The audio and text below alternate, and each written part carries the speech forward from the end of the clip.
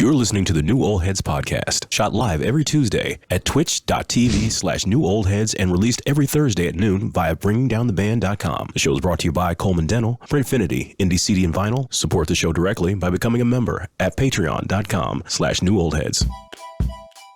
You are now watching and listening to New Old Heads podcast. My name is Jay Moore, and I got a few of my friends with me. One of them is missing. That's why I'm doing the intro as opposed to Major Seventh. He's handling some business, so shout out to him. But we got a guest in the building. I don't know if I'd really call him a guest since he holds us down when one of us is not able to make it. But what's going on, brother to the night? What's up, man? How you doing? Salutations. Can't be still in my line. Oh, what? Damn, Michael ain't here. Yeah. Hello, Michael. No, I'm doing well. Just celebrated, my birthday weekend. Being the new, officially for real, the oldest of the New Old Heads. So I'm 47. Yeah, I look good. Praise God. Exactly. So, to everyone who reached out, text, phone call, social media, and said happy birthday, or people I saw in person, thank you, and I'm glad to see another year. Yeah. Let's see. And right next to brother to the night is DJ Jay Diff. How you doing, sir? Salutations. See, that's how you do it. My bad. It's all good. Everything good? Yes, sir, man. Just tired. A little loose, a little tired, but That's what happens when you work hard. yeah, we're here every Tuesday on the dot, or I'm saying on time, so to speak. Yeah. My bad. Nah, it's all good. No, you here filling in, so we're just glad that you Appreciate it. You weren't that late. I got busy, man, trying to get my hands loose, man. So I've been practicing like scratching or whatever. Yeah. So Okay. time got away from me. That's what happens. Yeah. That's what happens. Just glad that you were able to come and bless us with your presence. But For right sure. next to me is my man Lonegevity. How are you doing, sir? Doing okay. Thanks for asking. Well, see, that's what I'm here for. We're improvising Yeah, and Another socializing. Another day. Yes, indeed. I sometimes I say another day, another dollar, but sometimes it don't work out like that because it seems like even if you make that dollar, it's gone so quick. Man, somebody coming to take it. Let me tell you something. It's like $70 just to walk outside. Yeah, it costs $100 to walk $100. outside, man. Real $100 flat. Because I'm thinking, wow, okay, I ran to the grocery store just to pick up a few things, not even do big grocery shopping. $50. And then I was like, ooh, got to put a little gas in the car. $40. And I was like, I should have just stayed at home. Yeah. Yeah. This don't make no sense, but it's such is life. Where's the beef? That's continued. Everywhere. Yeah. It's been another exciting weekend or week of beef. We've got Quavo versus Chris Brown. Yeah. They've released a couple tracks, and then Kanye West has decided to enter the fold for whatever reason. And I guess the Drake AI track. Drake decided to bring Tupac and Snoop into the fray. And it was brought to my attention. I'm not 100% certain this is the case or not, but I thought Taylor Swift released a diss song. Yeah, to she's Kim Kardashian. she's dissing Kim and Kanye I think too. That's so off my radar. So what I heard about that was that she politely just said like it wasn't really a diss. It was more so just kind of like addressing Kim Kardashian and say we can be bigger than this or something. I don't know. It's something And she stupid. I also have to look said it something about her being upset that her kids are listening to this particular song, not knowing that it's about her. Oh, well, I don't know. Yeah, Taylor so- Swift has kids. No. Oh, Kim's kids. Okay. Yeah, it's a whole lot of beef in these streets. You got pop beef, you got rap beef, you got R&B beef.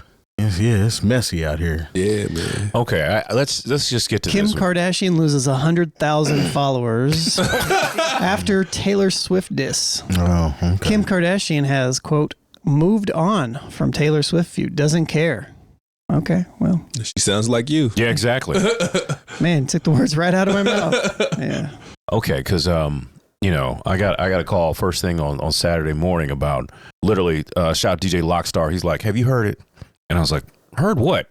And it was about the AI situation. Yeah. Now, I've kind of already tipped my hand and let people know I thought it was remarkably corny. But brother to the night, what say you? I agree. It's creative. It's funny. Yeah, but Kinda. but at the same time, like, I don't think he has anything else to really say. Mm-hmm. You know what I mean? So his whole diss was just, I think I even made a post about it.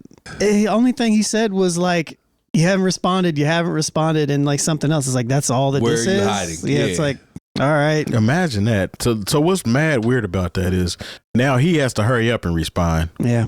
A day after you finally acknowledge that this was your diss song and put it out with the little shoe size label and whatever in reference to the Big Steppers. I think it was kind of clever that he used the AI Tupac and Snoop Dogg verse, but it wasn't anything that stings though. Yeah. It didn't have any weight to it as far as this is about to make me jump out of the window and say something to you. It was cute, man. That's all it was. Yeah, it was cute. Yeah. But you got people in a tizzy. No, for sure. Yeah, people in a tizzy saying he's up 1,000 now because he dropped 2 songs. Well, and you gotta think about it, man. There's stands on both sides. You know what I mean? So yeah. There are people that just automatically going to side with Drake because he's Drake. He happens to be the bigger artist or the person with the most money. You know what I mean? Because ultimately, that's really his only play is the big money talk, and that's what was happening on the first diss. You know what I mean? So, I don't know. To me, like, and maybe I'm biased in this because I'm not a stan of either, but I prefer Kendrick's music. But I don't consider myself a Kendrick stan. But to me, this isn't even close. Like, if Drake legitimately dropped diss tracks that were like actually great in that manner, I'd be like, oh, Drake got him. Drake has pop fans and people that don't listen to hip hop music. And I know Kendrick does too, but more hip hop fans, I think, that are like underground heads, if you want to call them that, would listen to Kendrick more than Drake. Yeah. So you would think. And so with that, you would also think that most of the people that are like defending Kendrick in this aren't really defending Kendrick from a Kendrick point of view. They're defending Kendrick from a hip hop point of view. That's what I would guess. I don't know. Yeah, I would kind of agree with you on that too. But I think the problem is, for some reason, a lot of the people that are standing or on Drake's side seem to think that everybody that likes Kendrick is this woke, super backpack individual that doesn't like anything but conscious music. Which is far from the truth. Not that there's anything wrong with that. No, there's not anything wrong with it. But what the problem is you're pretty much showing your hand at this point, because just because somebody likes Kendrick doesn't mean that they're all the way into backpacking conscious music. It's almost like they're upset that you like things that kind of stimulate your point of view or thought process, so to speak, because music is meant to be fun and it's also meant to be thought provoking, I think, in the same token. So I can like both sides of it. But I can also point out the right and wrong and why this isn't better than that. Because again, said this last week, Kendrick's is still number one. It's still being played every single day. On the radio, in the club, in the cars. And it's still the most memorable verse out of all of these beef tracks. What was the graphic that I saw? And it could be bull, but I saw a graphic that said like, it was like Drake at the top and then all Taylor Swift below that. Is that just a fake graphic? Did you guys see that too? It's got to be fake. Okay. I was just curious. Yeah, because Taylor Swift, nobody's below Taylor Swift. And that's like a double album. Yeah. So she might have the top 15, 20 songs coming that's out what next week. That's what it looked like. Yeah. So. Has her album even dropped yet? I don't even know. It came out on Friday. Yeah, Friday. Okay. That's why Drake was trying to say that Kendrick is scared and it doesn't want to drop because Taylor dropped. So that's stupid. He's respecting Taylor because he's a pop star and he doesn't want to drop the same time as her because she's pretty much his new top dog, so to speak. But he did the same thing, which he acknowledged. Yeah, you know what I mean. But yeah, that's still corny. But that's though. the thing. Saying I gotta holler at you. You worried about holler at her to drop something. You worried about you. I don't think anybody. If this is a battle and you worried about chart positions, then that's how you know this is some manufactured foolishness. Yeah. This just goes to show how deep in the pop game you are. If you're worried about when she's dropping. And you're even mentioning it, saying that the only person that can come outside before I do is her. Because if you're really on this hip hop, you don't care about who drops on that day. I mean, you had battles, the Kanye and 50 Cent. You know what I'm saying? Let's see who sell the most albums battle. That was all hip hop. That had nothing to do with pop. I mean, it was a pop situation as far as popularity is concerned. 50 got smoked in that too. He did, but he still did very well. Because this is back in the time where we were selling albums. Yeah, you had to buy albums. Yeah, you were buying. But this is what's crazy. Like, of course, Taylor Swift is going to stream like crazy, but they're selling her record at Costco. And this is either genius and capitalism all at the same time. Maybe you understand your audience and how much money they have. Like, she's got 4 different versions of the album as far as the cover, and each one has a different exclusive track on it. So there are some Swifties out there that are going to go out and buy all 4. I'm not mad at that. To me, that's just smart. Yeah, if you got the fan base that's got the money to do it, God bless Taylor Swift. She's figured out the game. No, that is, and even to the point about even if Kendrick does have, let's say, a project or something that he's going to do, I'm not going to say a diss track. It's normal to want to not drop your album on the same date as a major artist release. That is normal. Yeah. And chart positions get moved all the time because of things like this. It's like Taylor Swift is so major in so many ways, bigger than probably, I don't know if she's bigger than Drake. She is. Yeah. Is she? Yeah. She's probably the biggest star out. Because her fans buy her music. That's fair. That's a good point. But their kids. Yeah. But she's definitely bigger than Kendrick, I would say. Yeah, but I don't think that they really have the same fans, though. No, I don't. So it doesn't even really matter. Once you get into the pop realm, I think that's where it kind of overlaps a little bit. Yeah. So if I was Kendrick, I knew that Taylor Swift was going to drop an album on the Friday, and I was dropping an album, I would probably wait to the next Friday just because I'm not an idiot. Like it just makes sense. Yeah, it's not dropping. I'm coming outside. I'm not. Because I'm me personally, I know whatever I drop is not going to resonate with Taylor Swift fans anyway. It might have a little bit. Honestly, it's probably all manufactured nonsense anyways, because to your point. Because of the streaming numbers. It's just, but realistically, there's probably very little overlap in the two. But this has been a thing for a very long time, and it goes all the way back to the days of when people were actually buying physical merchandise, and people don't really do that anymore. So it's like, it's not like you have somebody walking up to the record store being like, well, I got $25. I can buy one album. I'm going to choose Taylor Swift this week. That's not what it is. It's like, well, how much time do I have to spend on Taylor's? And then I can go listen to Kendrick's. Like, it's different. Mm-hmm. My thing is, if you're in a heated battle, why does any of that matter? If we actually talking about skill, right? You know what I mean? It shouldn't. And it's supposed to be your music against mine. The verses that you've been putting up talking about me against mine. Yeah. You know what I mean? Like, what are we doing? Yeah. Nas and Jay-Z weren't talking about Britney Spears and the Backstreet Boys during their time of going at each other. So that's whack, man. It just goes to show way more. They were talking about moving units, though. Well, Jay was. they were talking about moving units, but he also referenced all hip hop artists. I mean, ultimately, what we are looking at right now is kind of Jay-Z versus Nas. Yeah. You know what I mean? Drake being Jay-Z and Kendrick being Nas. Yeah, I can see that. Yeah. So, who wants to smack the kufi off of Kendrick? Yeah. It ain't gonna be Drake. And with all this, and I hate even saying this stuff because I don't really dislike Drake. Yeah. It just is one of them things where you going against my guy. Yeah, you going against my guy. And you remind me of the dude that wanted to be cool in high school and wanted to be hood, and you weren't. And they started accepting you, and you took it too far. Yeah. And now you are stuck outside, and you got to keep paying all these people that are protecting you and still act like you tough, because that's what's going on, man. He talks about how Kendrick has to pay all of these people in his splits. But what about the money that you have to pay Jay Prince to protect you every time something happens? Because that's not in any contract. This just, you get on the phone with him, he will send me $1 million, $2. I can make that go away. Yeah. Streets. So he should probably pump his brakes on that talk. And did y'all know anybody like that who tried to move into more, and you were like, I know your daddy has a good job, and y'all are in Jack and Jill, like you are not street, sir. Quite a few. Yeah, man. Yeah, a whole lot. A lot of them ended up trying to stick their foot in the street water and drowned, unfortunately. So it can get real out there. But I mean, Drake is protected, so of course that's not going to happen to him, but he's still paying for that protection. Then he had the nerve to use Tupac's voice, You know what I'm saying? If you're going to use Tupac's voice, at least throw in a Hennessy and Enemies rhyme in there. I would have liked it. It would have been better if he would have used their cadence. Yeah, you know, it was Drake rapping. Yeah, because I heard Drake rapping in Tupac's voice.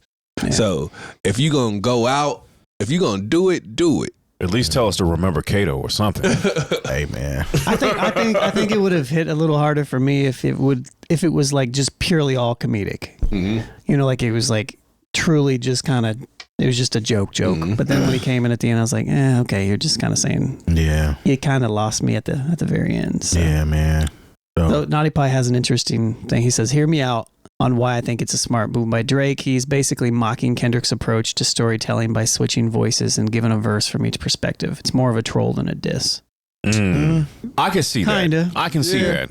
Close but no cigar. Yeah, because Kendrick's if he was going to tell a story, it's going to be way better than that. Part 5 was a lot better than that. If that's the interpretation that you're going with, Cal, he switched his face up in the video and he was kind of rapping like he was what's his name, Nipsey. Yeah, he was rapping like he was OJ. He was rapping like he was Juicy Smollett. Yeah, you know what I'm saying? Justice for Juicy. Yeah, but I don't know. Even if he was trolling, it was all right attempt at trolling. I think. Yeah, it was clever, but it's not putting him up 1,000 points by anything. No, I agree. I agree with you. I know we talked a little bit about physical media. You know, shout out to anybody who enjoyed Record Store Day. I missed out on it this year because they had Murder Was a Case in there too. What? Yes. Murder Was a Case on vinyl. I actually might need to go up to Indie CD and vinyl and see if they still have any copies. There were people lined up on Friday nights. Yeah. So shout out to all the record stores that participated in Record Store Day, specifically Indie CD and vinyl. That's where I saw a line. The night before to get in there to get some of those exclusives. And like, shout out to Andy. Like this is a dude who has real integrity. I think I wanted him to hold something for me. Mm-hmm. And like we know each other outside of any of the sponsorship situation. He's like, no, you got to come in to get it. And it was a couple years ago, but I still wound up getting it. It was the Big Mac Bad Boy thing but they put it out on vinyl and gave you the tape. I still have it wrapped up. I just had to get it off the streets. That's dope. Yeah, but honestly, I think that might be the last physical media that I bought. Like, because I don't buy video games anymore, and I certainly don't buy CDs. Mm-hmm. Do you guys even remember the last time outside of buying an album? Because vinyl is really the only that's the only real wave as far as buying physical media. When's the last time anybody bought a CD? So my last CD was Damn when Damn came out. Yeah, I think that might have been it for me too. Yeah. No, I take that back. I actually bought Fonte's last album, and that came out after Damn. Okay. So I bought an autographed copy of it. Oh, okay, nice. Yeah. You said outside of vinyl? Yeah, because vinyl, like honestly, that's what I'll still buy vinyl. Or if I see there's a limited edition piece, like I bought the Killer Mike because I can't listen to it enough times for it to register as an actual sale. I don't have that kind of time. So because I respect the art and the artist, I went ahead and bought his album. Yeah, I bought Janelle Monáe's album. Okay, the vinyl because the last one out. Okay. For various reasons. You're on demon time with your purchases. But I just buy vinyl anymore and music for collection purposes. For collection. Like, I don't have I have a turntable in the other room, obviously, but it's not even. I think it's in the box. You know what I mean? So. I think last CD I bought might have been like a limited Larry June CD. Okay. Yeah, it was something special. Yeah. Probably. Yeah, I don't even remember the last CD I bought. Don't even remember. Couldn't even tell you. Yeah, but the days of going to the store and just picking up a CD it's not the same. If music came out on Tuesday instead of Friday, maybe I would be more inclined to go.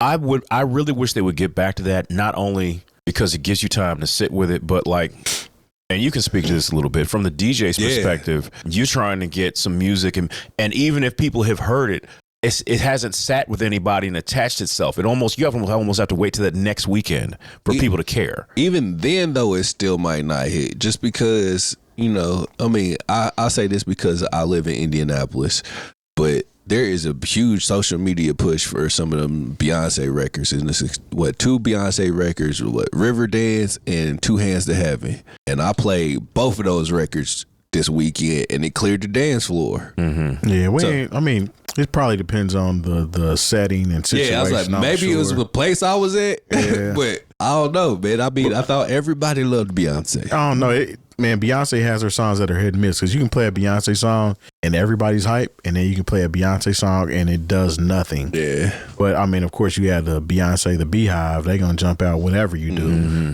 But I'm with you when you write on the Tuesdays, because Tuesdays gives you time to let it breathe, and if you want to add something to your crate, by Friday, you ready. Yeah. If I got to listen to it on Friday, then now I'm scrambling to put the new thing in my playlist in order for me to play it out. So, and plus, I can kind of dig that. You don't listen to, unless you sit, if you like one of those people that can sit up and wait until midnight. Yeah. Or whatever. Job. Exactly. Yeah. So it's like, okay, I haven't even had a chance to sit with it. And then maybe I try to listen to it in the morning before work or whatever. And then, it's still not enough time. So I really wish as an industry, we would get back to releasing records, because on Friday, I don't know why that change was made, but I never thought that was fly. Nah. Yeah.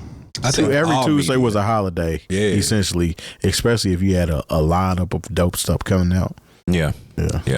Choices were made. We really don't run into those issues anymore either, where people actually drop.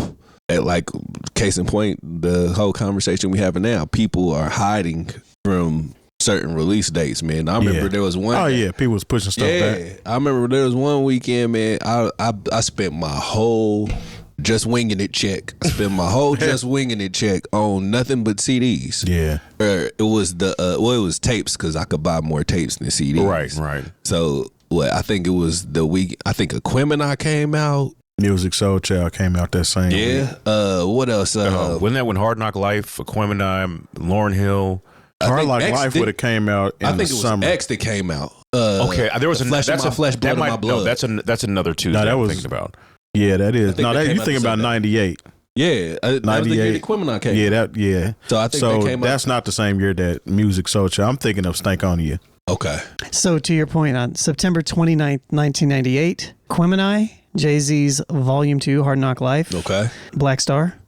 Tribe Called Quest, The Love Movement. That's it. And Brand Nubians Foundation. All on the same day. Didn't Lauryn Hill come out that day? Doesn't say it.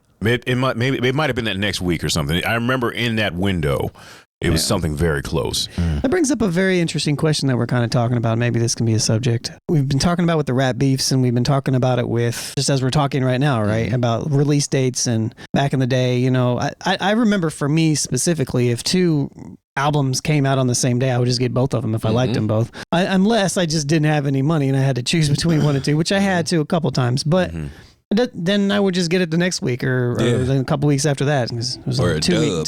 If you was getting them at Best Buy, they were on sale on that Tuesday, so you almost had. That's why it was crucial to get in that first week. But do you guys think that release dates are being pushed on us like they matter in that aspect? With the Drake and Kendrick beef and the Taylor Swift stuff, do you think they matter in the same sense of like, or is it just like a marketing ploy to get us to hype some stuff up to some degree?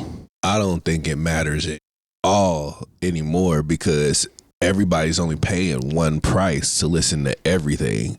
So you're going to be able to listen to both records. If they were to drop on the same day, you're going to listen to both albums. You're probably going to stop everything you're doing to go listen to them. I remember I was out in Las Vegas when Damn dropped, and I stopped everything I was doing to go listen to that project.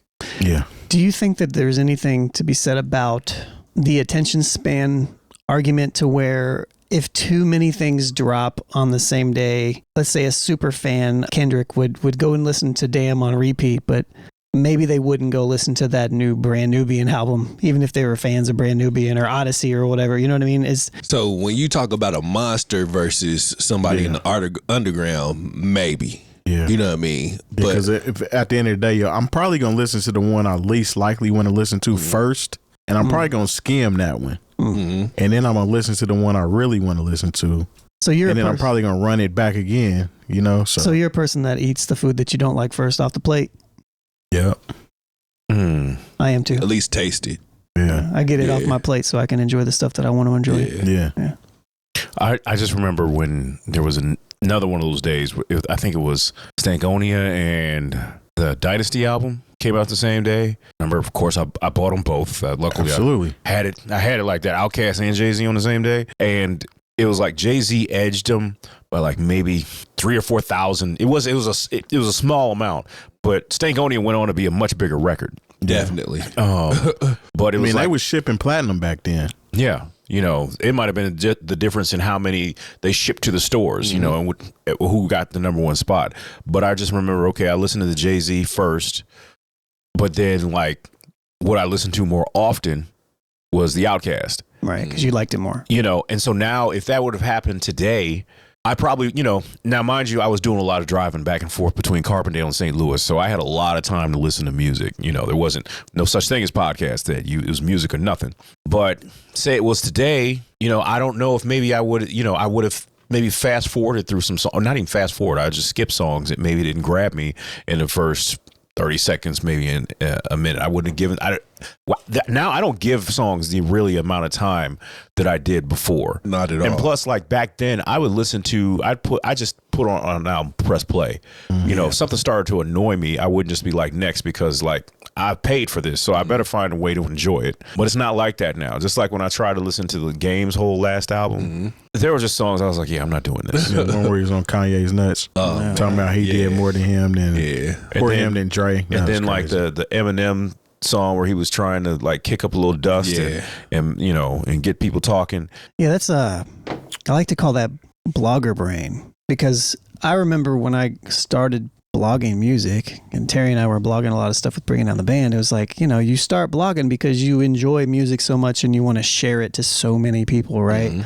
And then it becomes something that you do every day. And back in our heyday, we were sharing like 10 to 12 posts a day. And I've said this many times, I was getting like 100 emails a day. You have no other choice than to like just sift through all of the music, and you kind of just inherently pick the part, it's just like, yeah, I like this. No, this part sucks, so I'm skipping. It's like almost everybody's doing that now. But back then it was really hard to explain what it's like to listen to music to some people, because it's just like, man, like I don't even do it intentionally. It's a high standard for me to literally let something sit and play. And so to this conversation that we're having, it wouldn't personally bother me if multiple things came out on the same day, because I could very easily sift through the stuff that I don't like and be like, well, I like 7 songs on these 40 that dropped, I kind of miss the blog era as opposed to the playlist era that we're in today, man. You know what I mean? What's the main difference to you? The main difference is I think I trusted some of the people a little bit more than I did the playlisting. Yeah, it just seems so random. These gatekeepers, if you will. It just seems a whole lot more corporate. You know what I mean? Yeah. Because it used to be like, I knew if I saw it on this website, it's a chance that it's probably dope. Now, not everything, for sure, but most times that I hear some stuff over there, like Two Dope Boys used to be my spot. Early Two Dope Boys, before they switched the model to just share like everything. Yeah, they Shasta Shake and Mecca, they didn't miss. Like they were like all the stuff that they shared way back in the day, and then they kind of switched their model up to sharing a little bit more of a broader approach of everything, and then you had to start sifting. But Smoking Section was tight. Yeah, Not Right had some stuff. Not Right, yeah. OK Player. OK Player used to have heat. Yeah. OK Player honestly doesn't get its props for almost being, if they'd have kept expanding that model, that was honestly the beginning of what I would consider to be my social media journey, even though it wasn't called social media at that time. The message boards. Because I would. That's when I would, somebody talk about Little Brother.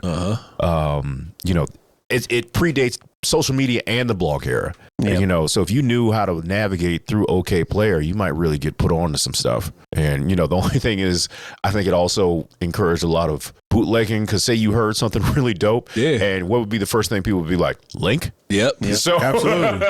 Pirate Bay. Yeah, so it predated a lot of that stuff. I remember, really like going into general discussion in the lesson. The lesson is where you'd get up on music, and then they had a high tech section, but the lesson was my joint, because you might actually hear Questlove recommend something. Yeah, I guess I wonder, like, if there's now when we stream and we consume albums, we can get through albums pretty fast and make our own decisions.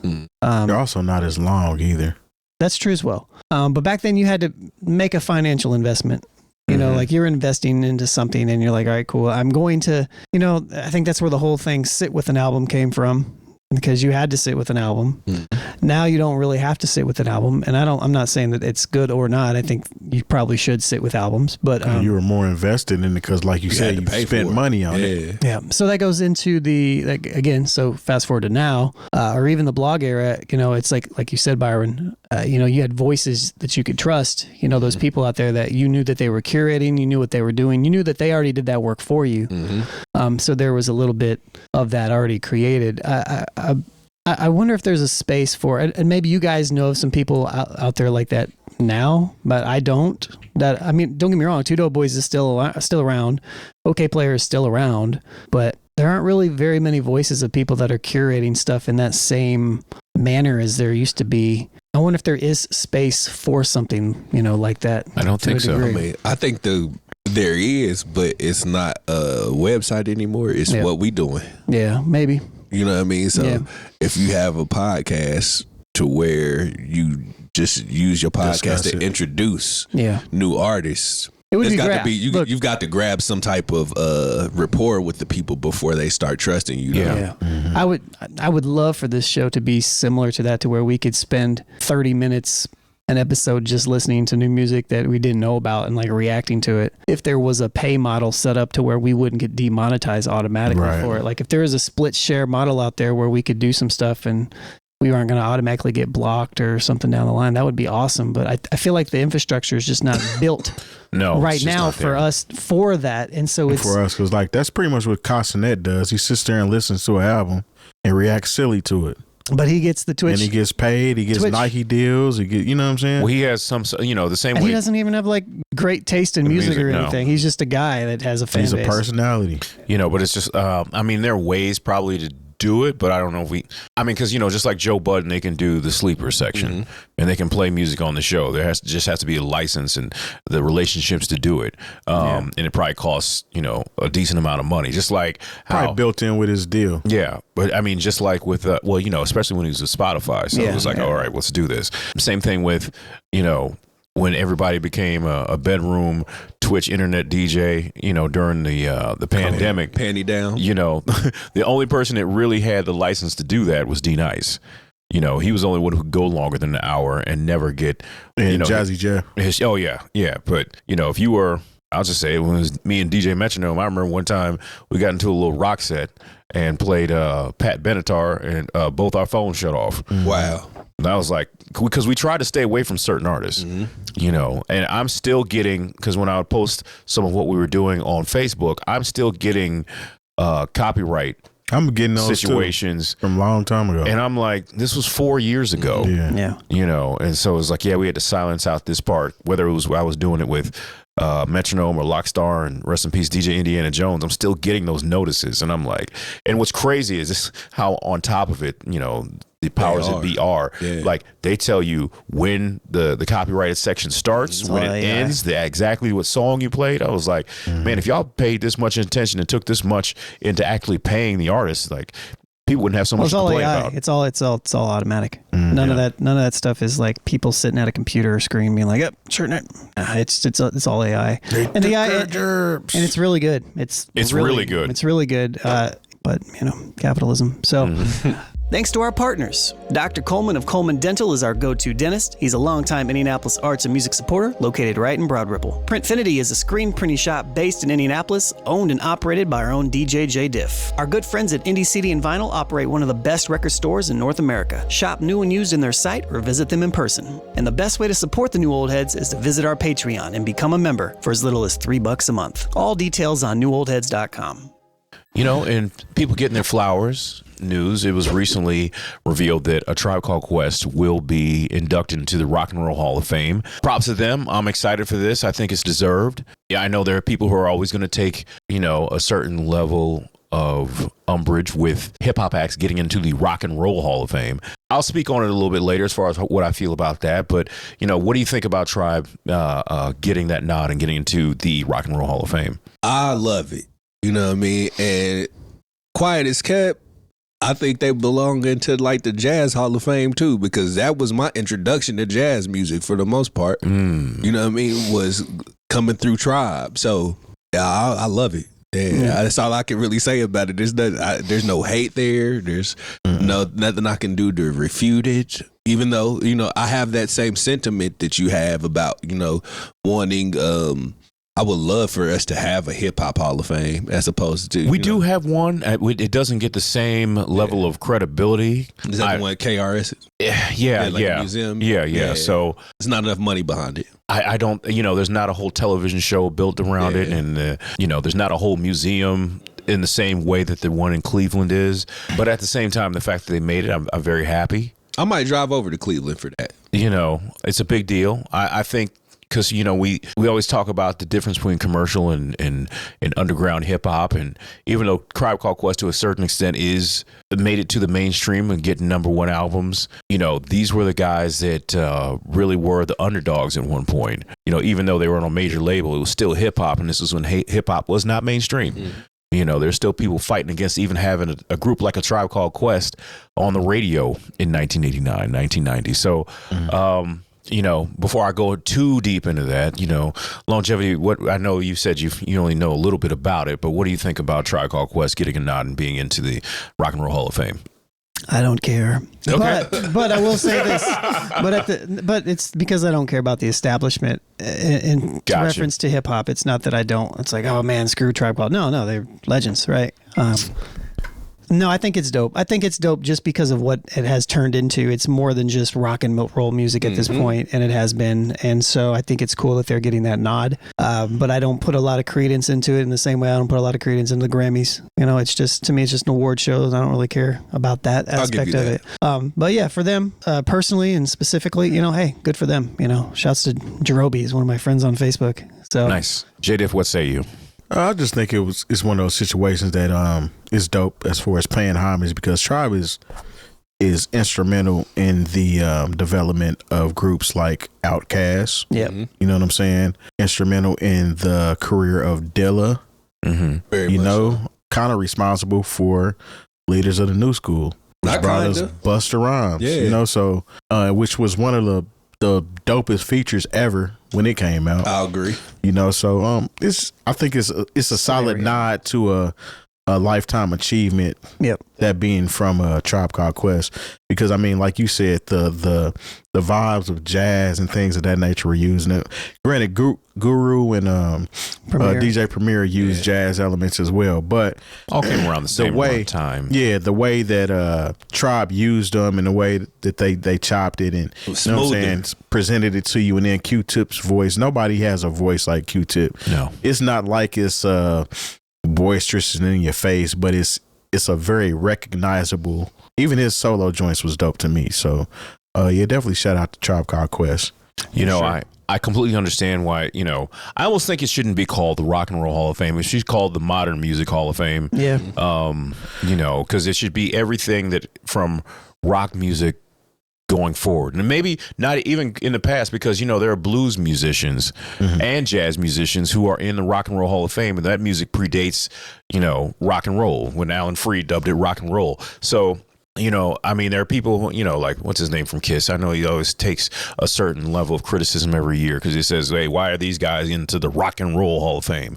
Gene Simmons. But shout out, I understand what you're saying, because it's not rock and roll, but honestly, Dolly Parton isn't rock and roll either, and she's going in. Mm-hmm. Mary J. Blige isn't rock and roll, and she's going in. The Temptations were inducted into the Rock and Roll Hall of Fame before they even had a building in Cleveland. So, I understand the Rock and Roll Hall of Fame is what we know it as, but if you look at who's been inducted even before, and who was inducted at those ceremonies, even before, there was a building to put the awards and memorialize people in, they were inducting more than just rock and roll artists. Right. So I think that is a tired argument for those of rock and roll artists who thinks, why are a Tribe Called Quest or NWA or Public Enemy putting next to Led Zeppelin or Kiss?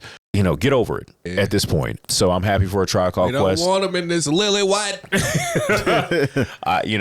But at the none same, of that jungle music in this. but at the same time, I think if we're going to do that, if we're talking about impact, if we're talking about quality, then we need to start talking about, there are conversations need to be had about Gangstar going in. Yeah. I'm not sure if De La Soul is up or being considered, but they need to be considered. And this is the part where I start to lose interest because it's like, all right, cool. I just feel like it's putting too much onus or putting too much importance on this. Like, oh, well, now we need to do this. We need, oh my God. And I respect what you're saying, but I'm just saying, like, in general, it's like, we really just kind of need our own thing. Or we just, we do. I mean, or we they just need to call it. We need to show more love to it. Or change the name of it. Like you said, I don't know. I don't think they'll ever change the name of that establishment, though, because, again, like you brought up Gene from Kiss.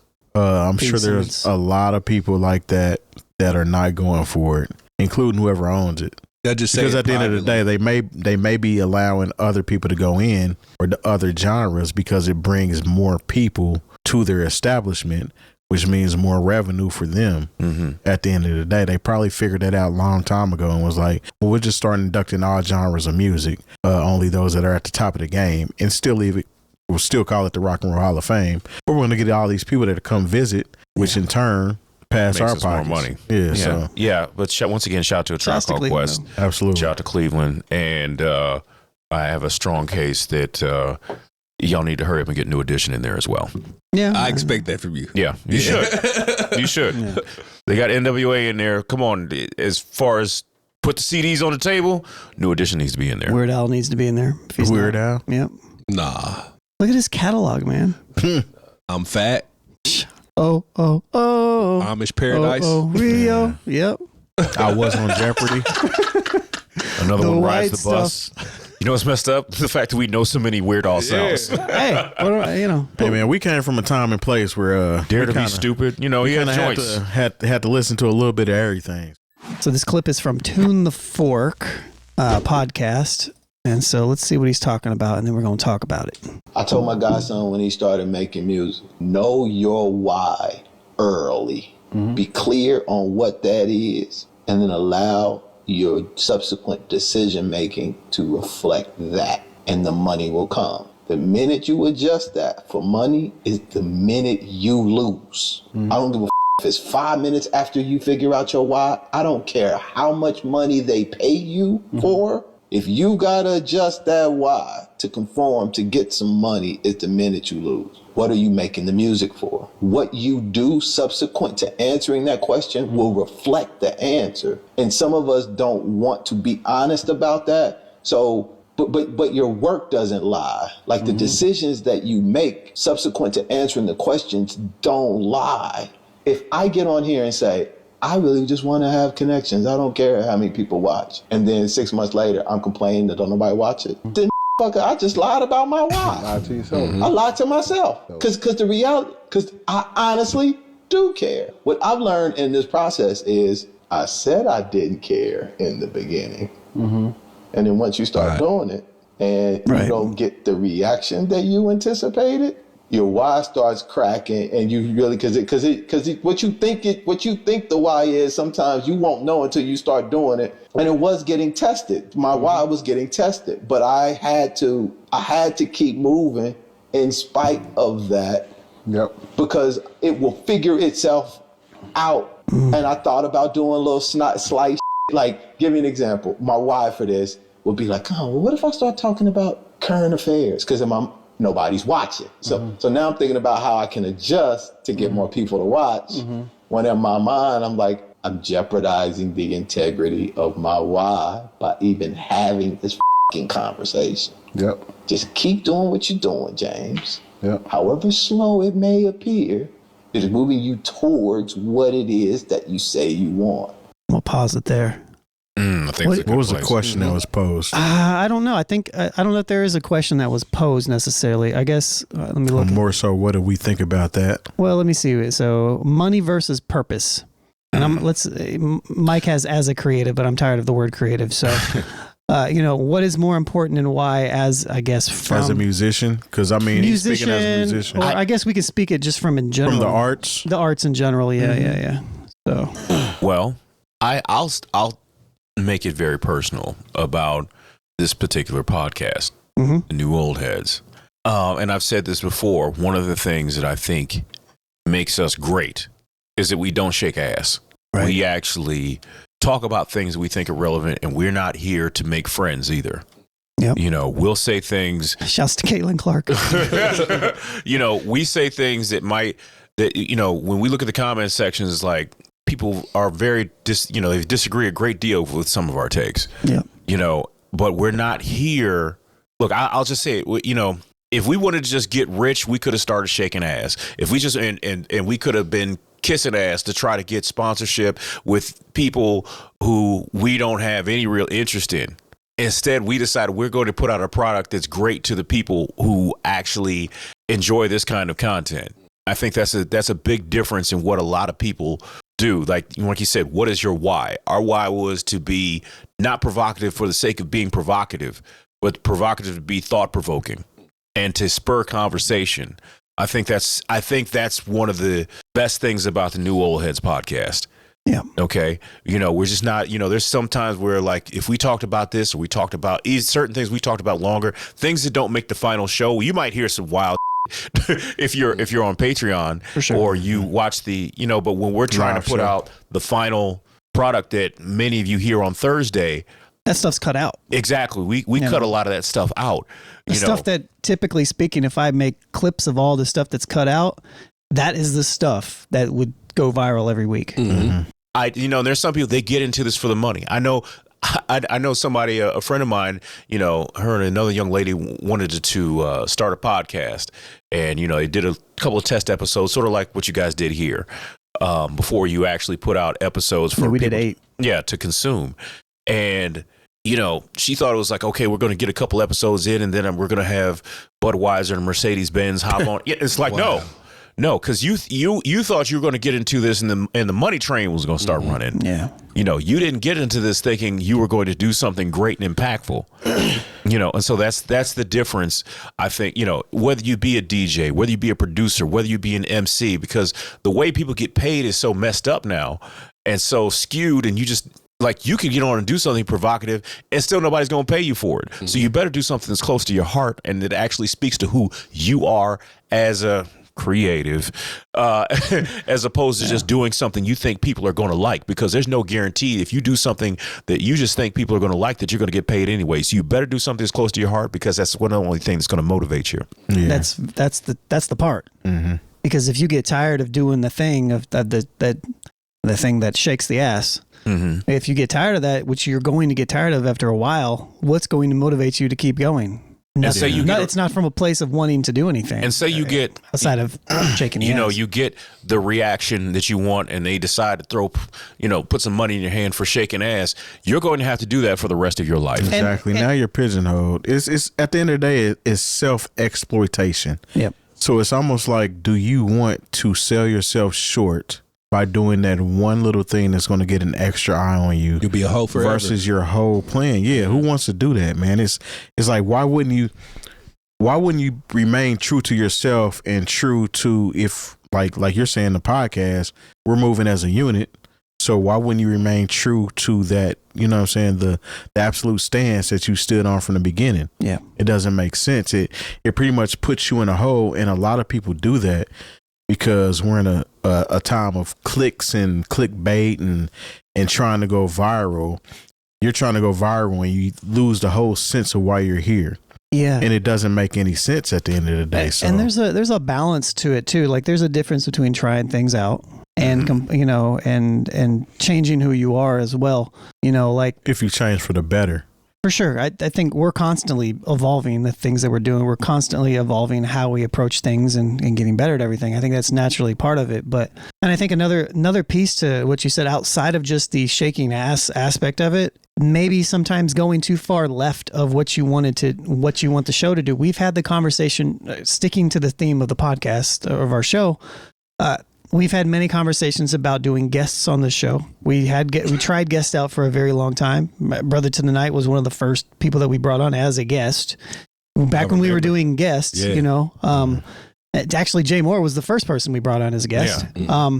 But I just wanted to talk about what you guys are talking for sure. about. And but we've had, we had our backstage series for a while where we were doing interviews and stuff, but we, you know, one thing that I have personally always been adamant about with our show is like, I don't want to break up the conversations that we have around the table about a said topic. And I don't want it to turn into a conversation about a particular person at the table.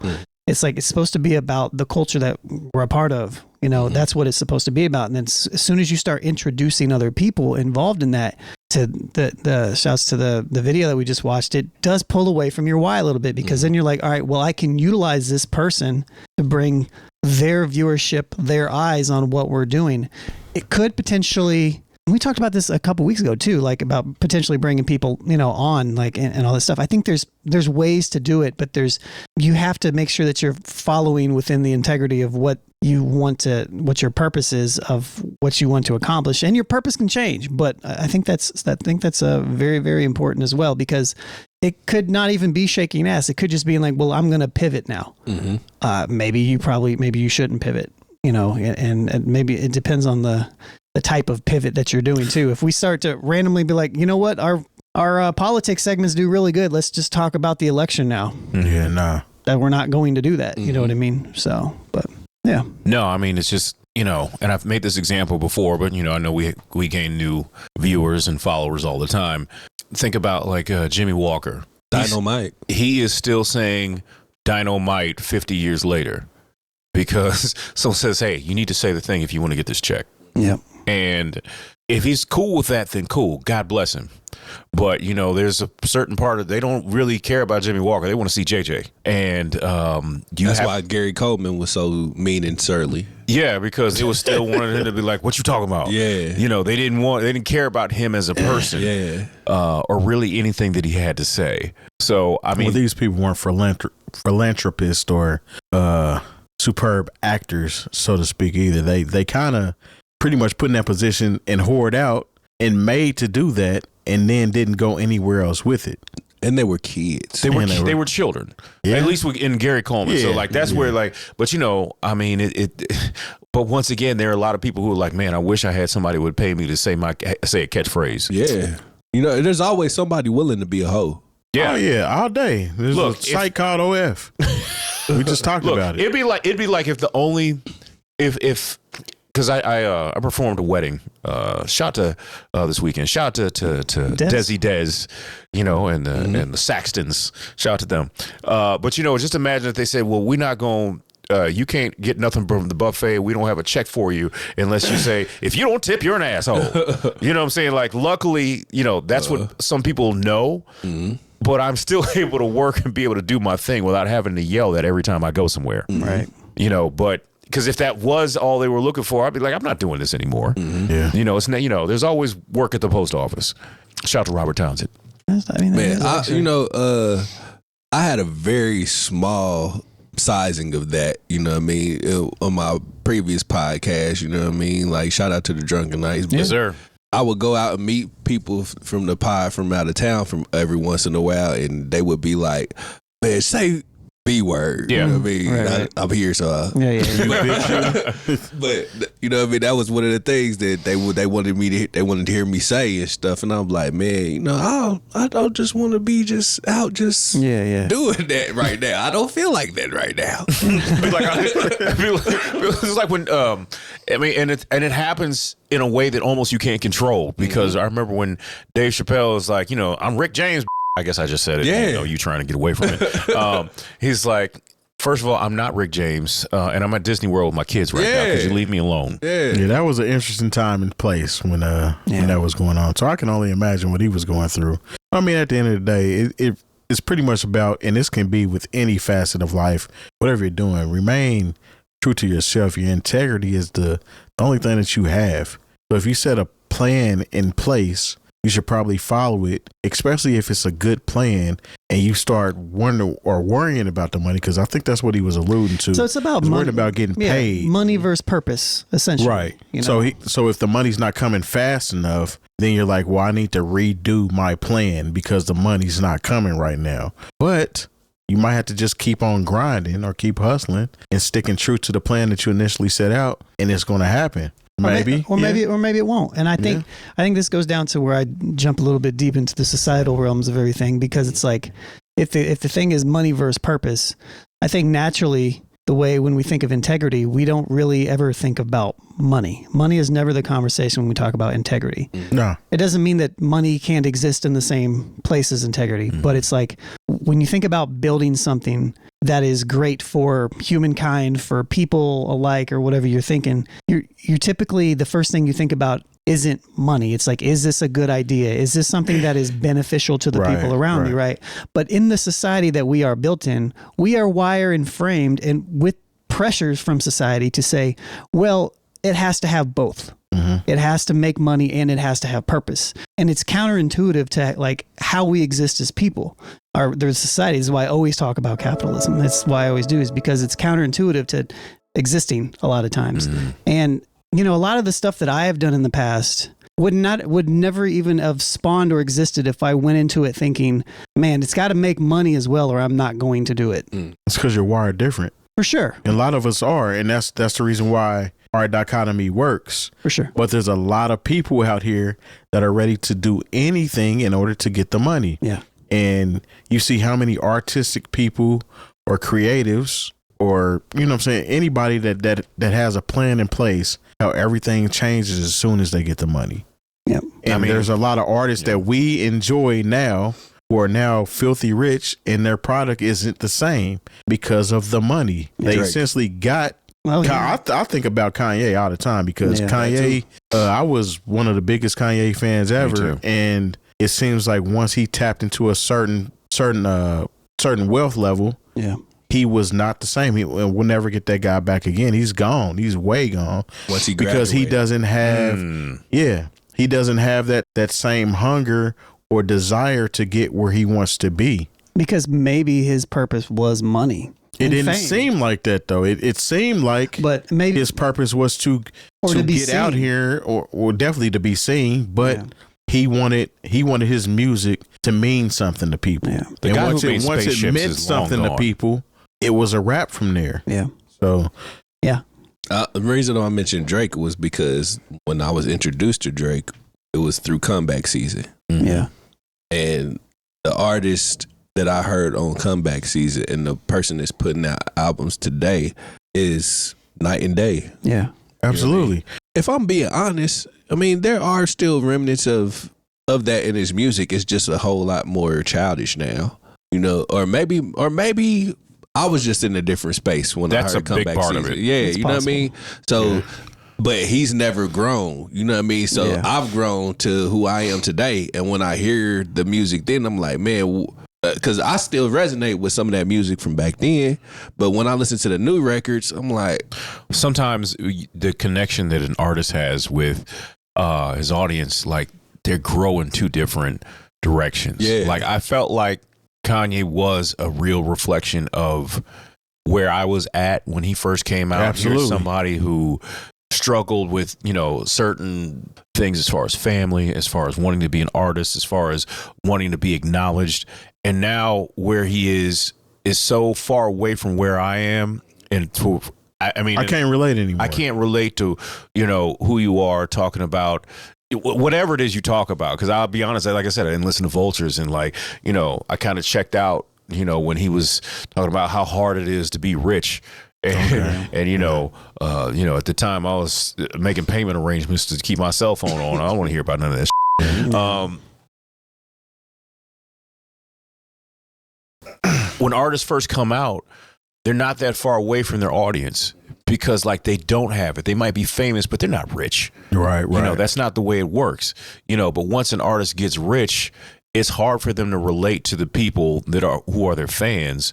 Because it's like, okay, a bad day for you might be, you know, I got a flat tire on my Bentley.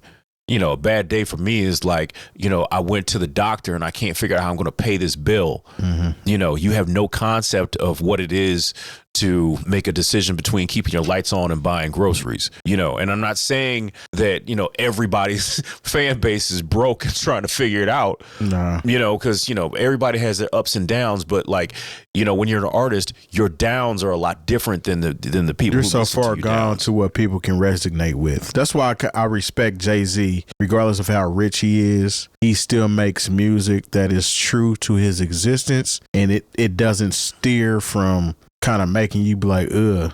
You know what I'm saying? Like, what is he talking about? Why is he talking about this? Fonte's the same way. Yeah, exactly. I was going to say Fonte too, because he grew you have somebody that's on the as far as monetarily rich, very rich standard, and then somebody that's seems to be more like the common man. Exactly. Yeah.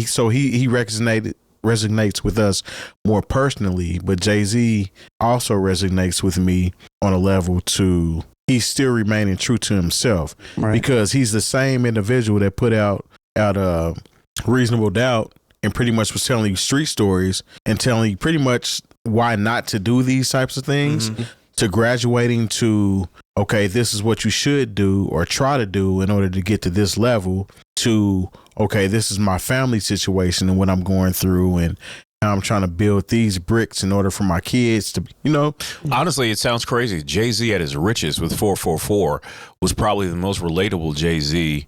Yeah. Because he was talking. Because it was real. He was talking about family, the struggles of what did you go through in relationships, how to make sure your kids are okay. And, even when you talk about like, of course, I'm not able to invest on his level, but, when you think about, okay, maybe I shouldn't spend $500 on Xbox. Maybe I should buy $500 in Microsoft stock. You know what I'm saying? Like when you talked about the thing about Dumbo, like that resonates with me in a different way. Exactly. So if you talk about, flipping bricks and big pimping, I couldn't relate to that then, but it was, and I can't relate to it now. Yeah. Yeah. Money versus purpose. As a creative, what is more important? I think. Don't be a whore. Got to be. I'm just saying. It's got to be, because it's just got to be the purpose, and the one last thing that I'll say. Unless money is your purpose. For sure. And the last thing that I'll say is like, not everything that you love to do, and I know some people will disagree with this, but not everything that you love and you want to conduct your time with needs to be monetized. Exactly. I have to tell people that all the time, because once you monetize it, sometimes you lose the love for it. Yeah. So if you're just doing it because you desire to do it without adding anything else, any outside noise to it, you'll excel further than when you start to rely on it for money. Yeah. No, I doesn't mean you don't have to want to make money from it, but it's like you don't have to give up your services for free. Yeah. But at the end of the day, if it's something that you love to do, it's not something that you're like, well, I can't pay my bills unless I charge this much. Yeah.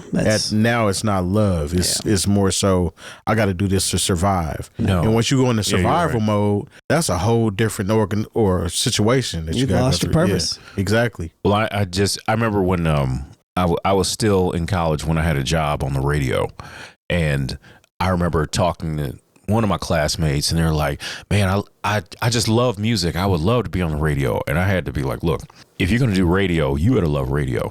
Yeah, straight because up. if you love music, radio will break your heart. Yeah, it will. So once you find out the truth. Yeah, so you need to have a different mindset. If you want to be in radio, the craft of radio is something that you should be in love with. Yeah. Being in love with music and then wanting to get into radio, you better find something else to do. Something else. I literally just had a talk with one of my good friends, and he stated to me that he wants to just do music, but it isn't doing music. So, I mean, we're kind of at the age where if you haven't found your purpose and what you want to do, especially if it's music, because music is something is different now. It's not like you can't get into music expecting any kind of payoff immediately. That's just not going to happen. You pretty much have to have lose money. Yeah, you have to have exactly. Unless your purpose is to sell ass and not actually make music. Mm-hmm. But you can't get into the music at this age and expect it to be your livelihood. Unless you're trying to be like Sugar Free or something, maybe like Slash. But see, Weird Al. this person, he wants to do it for the love of music. Yeah. And unfortunately, this, better be generational. And I hate to say there's a time limit or an age where you have to kind of switch over. because I mean, if we're being real, there is. Yeah, right? No, because at one point the of. oldest rapper I had seen actually make it was DMX. At one, yeah, because DMX I think was like 29 when It's Dark and Hell Is Hot had came out, and then like it was a long time, and then 2 Chainz, me and 2 Chainz are like the same age. Well, 2 Chainz had 2 careers. Yeah, he did. He had made his inroads into the music industry, but when he really broke, he was like 35 or 36. So when would you say is a good age if you don't really have any skin or teeth, you know what I'm saying, in the game right now? You may have had some in the past, but you don't have anything leading up to right now. I think it's 23. No, I don't. I think we're looking at it. I don't necessarily. As a musician, I don't think it's an age. I don't think it's an age thing. I think it's just a serious thing. Like if he's 44 and he's super serious about it, and he has the world around him where he can spend 16 hours a day on it, then he may have a shot. But if he can only spend 30 minutes every Wednesday on it, it's not going to go anywhere. I don't know if age has as much to do with it as what happens as we get older. Our time is a lot more narrow. Right, because time freedom is a thing. For sure. So if you have time freedom in order to nurture that love, then yeah, okay. But that's pour into it. But if you don't, then because I mean, life is coming at us still. Regardless. It was when Fat Joe said the whole thing, but like, look, you got to get a job while you're working on your art. Yeah. You know, you can't just be laid up with somebody eating, you know, the kids' fruit snacks and all that and trying to record. I mean, yeah, you can. Well, see, but that's acceptable to a certain age. Yeah. After a certain age, it's kind of like if you 37 trying to do that, it'd be like, really? Dude. Or at least transition to a music teacher and do that. Be like me. Be a teacher. Hey, be an educator. Do all these other things. That's ideal though, because actually what you're doing is an ideal situation for a lot of people. Look, a lot of people say if you can't teach. I say if you can't teach, you do. Absolutely. There we go. Look, I had my 16 hours a day when I was in my 20s for like 5 years. I did the Kanye thing. I was making beats 5 days a week. Yes. For 3 summers. For like 5, you know, like I did that, you know, so like it's a little bit different. But what I tell all of my students, and you know, what I tell all my students, back to your point here, is like, you can take my class. It's a 10-month class where it's music production. I was like, I tell them up front, you are not going to be Kanye West, Jay-Z, or excuse me, you know, Timberland. Dr. Dre. Yeah. You're not going to be Monty Booker when you get out of this class. You know, you're not going to be that. This is building the framework. So that you can then take it to the next step. Baby steps. That's all that I can offer you. Because shout out to Dr. Leo Marvin. Shouts to Richard Dreyfuss. What about Bob? Yep, one of my favorite movies. Yeah, absolutely. But you have to approach it like that, and to me, that's more of a purpose thing. It's like you have to understand. Like I tell my students, like I have 2 students right now in my Monday night class. They're super cool dudes, and I was like, look, you have to accept the fact that you guys are both trash, and you have to live in that. I need you to accept the fact that you're going to be trash for the next 12 months and just work on making yourself better. Because what happens when you try to be a producer or a rapper or whatever when you're older is you have this thing in your mind where you're the standard that you want to live up to. So if you try to make beats at 36, but you've had 16 or 20 years of listening to hip hop producers and you know what you want to sound like, and then you sit down and you make a beat and it sounds like when Cassidy was trying to make beats. Oh my God. Well, you're going to get discouraged and you're going to stop. I was like, you have to accept the fact that you're going to be ass. Yeah. You have to live in that, and otherwise, and just put in the reps and do it. And it's, to me, that's hard to hear for some people. It's the purpose, but I feel like people, after I say it a couple times, people laugh, but I'm like, no, you have to, it's a thing. Like you're coming in this class, you love hip hop, you know all this hip hop stuff, you know all the producers. You're at a disadvantage than my 12-year-old students that are just making beats because they don't know what their sound wants to be like. Like you have to. They have no point of reference. They don't, and so it's like you're working against your psyche. So I would say it's, to your point, Terry, I think it's harder.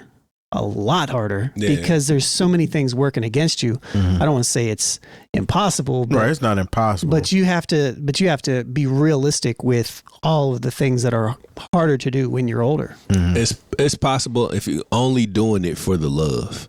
Yeah, that could only be the real reason why you do it. Because if you go into it at a 40 some odd years old, making music with the intention of making money, you're not going to really go very far. Yeah. Now, but if you making music just because you want to be heard, that's different. Yeah. You know what I mean? So yeah, I think you can finagle yourself a lot easier in that exactly.